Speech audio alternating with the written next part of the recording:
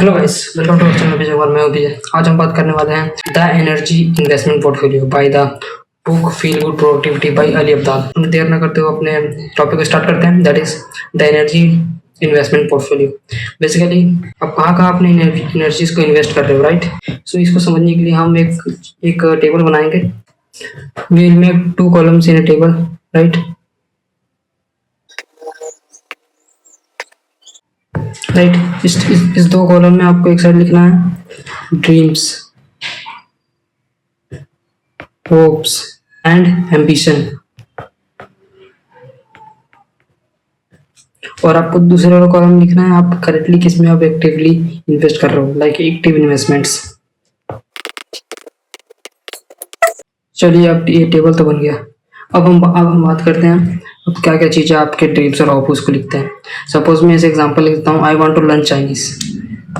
Your hope is to become a Chinese, no hope and dreams.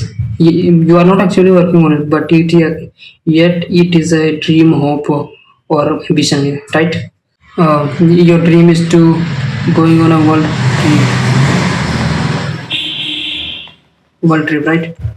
Suppose these are your dreams, hopes, and ambitions. You can write it on the left side of your column of the table, and in your right column of your table, we will write actively listening. Like you are going to gym, then you will write building muscle is your active investment. Building muscle is your active investment, right? And you are actively investing your energy in learning cook. So the investment that you are actively involved, जैसे आप कुछ सीख रहे हो, अभी फिलहाल type करना सीख रहे हो सपोज कंप्यूटर पे, या फिर पियानो बजाना सीख रहे हो, या फिर कोई इंस्ट्रूमेंट चलाना सीख रहे हो, that is your active investment of energy. And the dreams, hopes and ambitions, you may not working for now, but it is also your investment. Yeah, that is maybe your future investment, right? So let's say my example, I used to, मैं काम कर रहा हूँ कि ज़्यादा से webinar connect हो पाए कम से कम समय में. So that is I'm actively investing my energy in this, right? अगर आपको ये जो एक्टिव इन्वेस्टमेंट है, इसमें अगर आपको ये ड्रीम्स होप्स को डालना है, राइट? सो आपको इसमें अपना टाइम और अपना एनर्जी दोनों ही आपको देना पड़ेगा. Suppose when you have the last degree of choice, then what you will select? You know, our brain all the time thinking about, like my brain is working on X and I am thinking about Y and I want to do Z, right?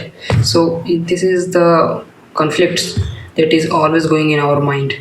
So that's why you have to understand, अगर आप house renovation का काम कर रहे हो, उसके साथ आपका जो इम्पोर्टेंट प्रोजेक्ट ऑफिस का वो भी कर रहे हो, उसके साथ आपको टीचिंग भी करना है, उसके साथ आपको जैपनीज भी सीखना है, उसके साथ आपको अपने लॉन्च भी साफ करने हैं. सो ये सब चीज़ आप साइमल्टेनियसली कैसे कर पाओगे? And everything is going to feel more stressful, right? The energy investment portfolio is crucial in resisting the seductive logic of over commitment. We can't do everything at a particular time, right?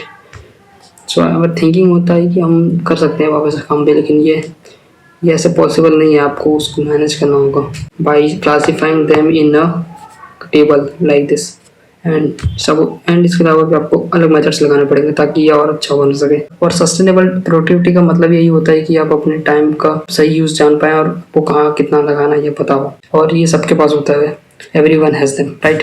So that's it for today. I hope you understand the today's concept, and we will meet in the next video. Till then, bye bye.